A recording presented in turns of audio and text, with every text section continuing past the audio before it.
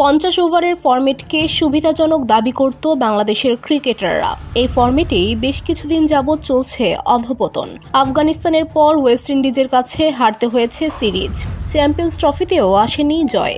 সেই সব হারের প্রভাব পড়েছে র্যাঙ্কিংয়ে। ওয়ানডেতে নাজমুল হোসেন শান্তদের দল নেমেছে এক ধাপ নিচে।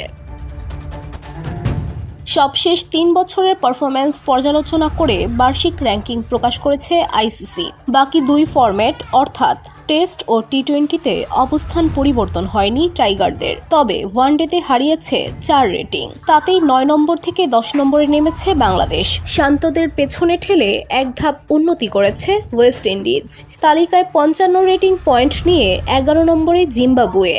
আজ আইসিসির প্রকাশিত র্যাঙ্কিংয়ে শীর্ষে বদল আসেনি। লাল বলের ক্রিকেটে 1 নম্বর অস্ট্রেলিয়া। সাদা বলের 2 ফরম্যাটে রাজত্ব ভারতের। টেস্ট ও টি-20তে 9 নম্বরে আছে বাংলাদেশ।